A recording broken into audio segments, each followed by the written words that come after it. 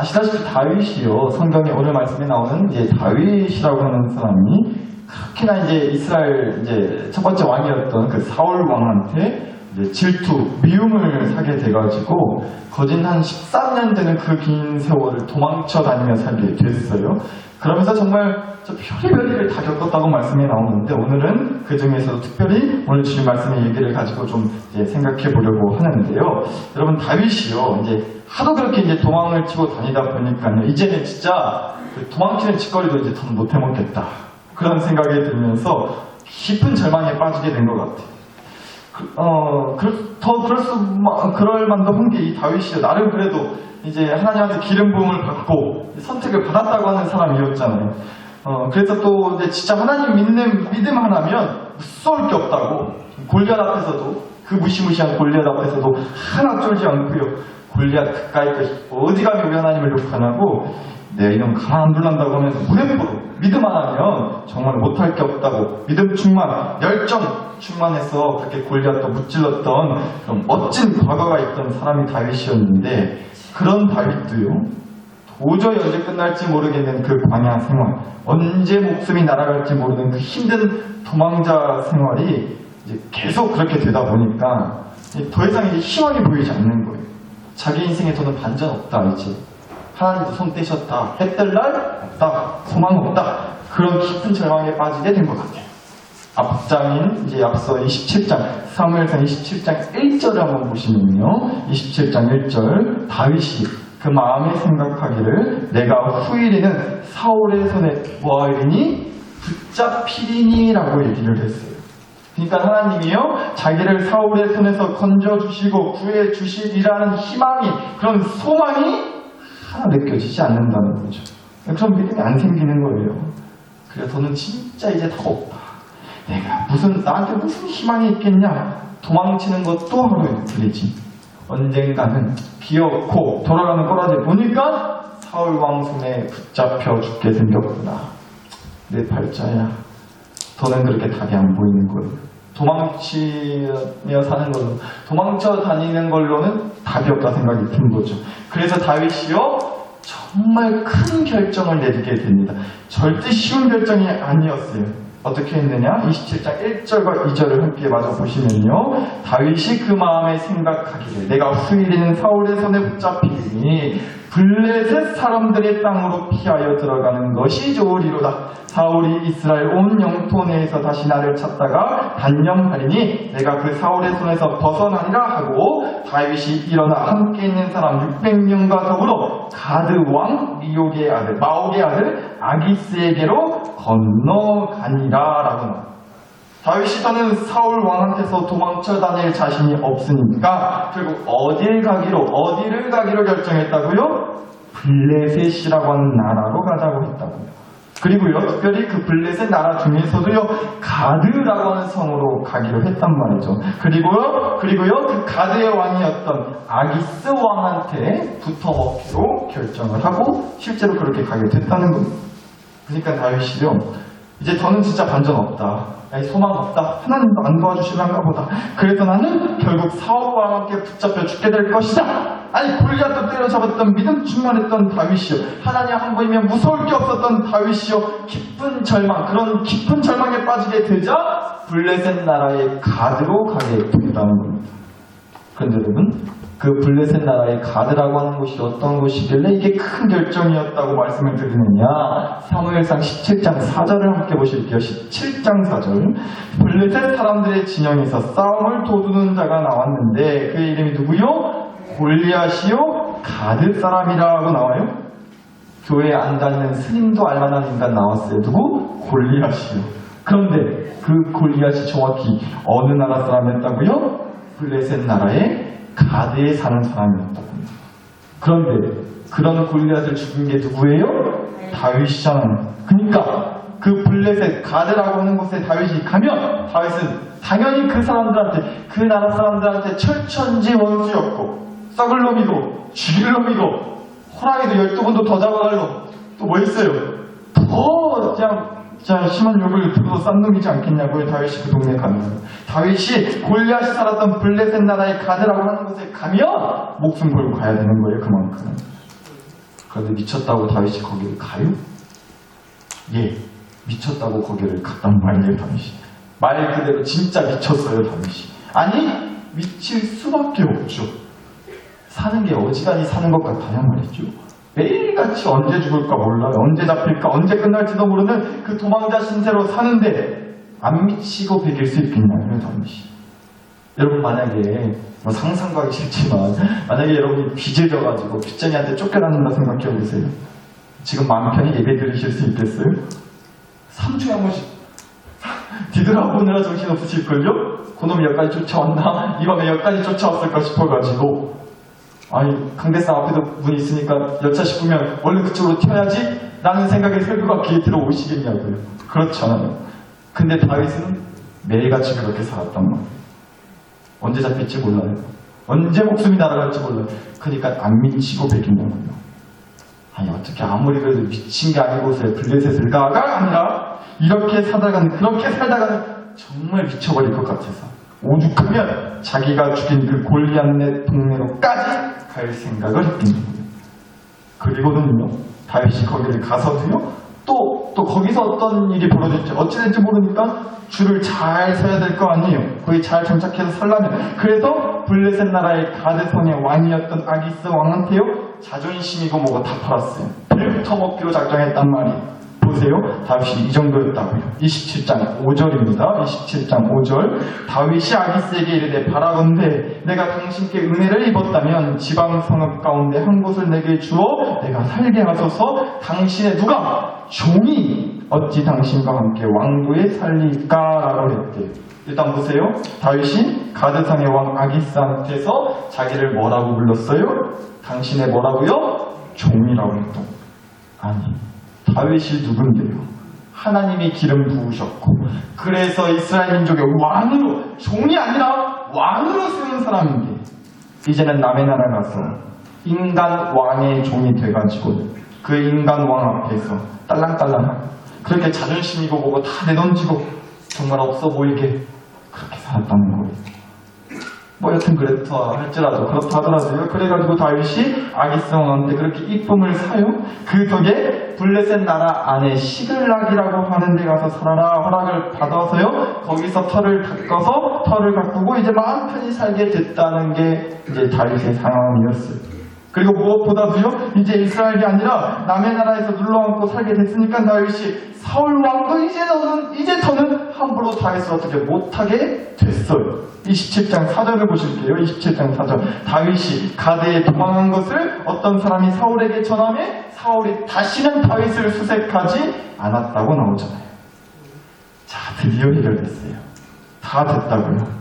더 이상 사울 왕한테 도망치고 다니면서 매일같이 불안에 떨면서 살지 않아도 됐어요. 이제 얼굴에 철판 깔고 그냥 자존심이고 뭐고 다 죽이고 냅다 엎드려 살지라도 종으로 살지라도 그렇게 했더니 눌러앉고 살만한 데를 얻었고 이제 그 시글락이라고 하는 곳에 정착을 해서 큰 탈 없이 살게 됐단 말이에요. 그리고 또 말씀을 보니까 그렇게 다윗이 그렇게 산 세월이 1년 4개월이었다고 나와요. 그러니까 거진 1년 반을 적어도 몸은 마음은 썩어 문드러졌을지 복잡하고 어땠을지 모르겠어요. 여튼간에 자기 나라 떠나서 나온 거니까 속이 편하진 않았겠죠. 그래도 여튼 직살나게 이제 도망치면서 힘들게 살아왔던 세월에 비하면 마음은 좀 불편할지 몰라도 그렇게 도망쳐 살았던 세월에 비하면 적어도 몸만큼은 이제 편하게 지낼 수 있게 됐으니까 다 된 거잖아요. 그래서 한편으로 다윗은 속으로 그랬을 것도 같아요. 자기가 죽인 골리앗네 나라까지 와서 자존심까지 다 팔아먹고 빌부터 먹을지언정 그래도 사울 왕한테서 피해가지고 블레셋 나라로 넘어온 거 잘한 결정이었다고. 그 상황에서는 이 결정이 결국 답인 게 맞았다고. 답이었다고. 아주 잘한 결정이었다고. 다윗이 자기는 둘째치고요. 자기 따라 도망쳐왔던 자기 아내들, 자기 자식들, 또 말씀 아까 보셨지만 600명의 사람들이 다윗을 따랐단 말이에요. 그 사람들이 비로소 이제 다윗과 같이 도망쳐 다니지 않고 불편하게 자지 않고 언제 어떻게 죽음을 당할까 걱정이 불안에 떨며 살지 않고 비로소 정착해서 이제 안심하고 매일 밤 편히 잠드는 모습을 보면서 그렇게 생각했을 것도 같단 말이에요. 다윗이 역시 이게 답이었다고, 잘한 결정인 것 같다고. 근데 여러분, 몇 가지 말씀 보는데요. 제가 목사지만 원래는요, 이 말씀 가지고 대부분 설교 그렇게 하시더라고요. 다윗이 믿음을 저버린 거라고. 그래도 하나님 믿는 사람이 하나님 믿는 믿음으로 어떻게든 버텨냈어야지. 아무리 그렇다 할지라도 사울 왕이 무섭다고. 아니 블레셋 가서 그 왕 밑에서 종처럼 살고. 나 다윗 믿음 빌려먹었다고. 대부분 그러시더라고요. 근데 저도 목사지만 저는 차마 다윗한테 뭐라 못하겠더라고요. 나중에 천국 가서 다윗 형님 만나면 말하려고 그래요. 내가 설교할 때 다윗 형님 나쁘게 말하지 않았다고. 정말 저는 그래요. 좀 그렇지 않아요, 여러분? 솔직하게. 앞서도 말씀드렸지만 다윗이 진짜 제정신이 아니고서는 블레셋 나라를 가서 살란다고 그럴 수는 없었어요. 그러면 안 되죠. 제정신이 아니고서는. 자기가 죽고 골리앗이 살던 나라였는데. 근데 말 그대로 다윗이 어찌 제정신으로 살 수 있었겠냐고요. 어찌 제정신으로 살 수 있었겠냐고요. 빚쟁이가 지금 여러분 뒤통수에 바로 뒤통수 바로 뒤에 와 있다니까요. 나 죽이겠다고 사시미 칼 들고는 내 등짝에 내리꽂겠다고 바로 등 뒤에 칼 들고 서 있단 말이에요. 그런 상황에 제정신일 수 있는 사람이 몇이나 되겠냐고요. 그것도 매일같이 그럽니다. 진짜 안 미치고 버틸 수 있는 사람이 그럼에도 믿음으로 버틸 수 있는 사람이 몇이나 되겠어요, 솔직히. 다윗이 그런 상황이었단 말이에요, 매일같이. 그래서 다윗이 이해가 가요. 어찌됐건 살아야죠. 일단 어찌됐건 살아야 되는 거 아니냐고요. 그래서 다윗이 그렇게 블레셋 나라 가서 종로를 타면서 그렇게 싸바싸바 하면서 그 왕한테 피부터 먹고 살았던 거 저는 뭐라 못하겠어요. 그런데 다만 오늘 우리가 그럼에도 이거 하나만큼은 분명히 알고 깨달았으면 좋겠다는 거. 이거 하나만큼. 한번 따라서 해주세요. 답이라고 생각했던 게 다시요. 답이라고 생각했던 게 꼭 답이 되는 것은 아니다. 꼭 답이 되는 것은 아니다. 답이라고 생각했던 게 꼭 답이 되는 것은 아니라. 보세요. 다윗한테는요, 사울을 피해서 살았던 그 블레셋 나라의 시글락이라고 하는 데가 자기 인생을 꼬이게 만들었던 문제의 답이라고 생각했을 거예요.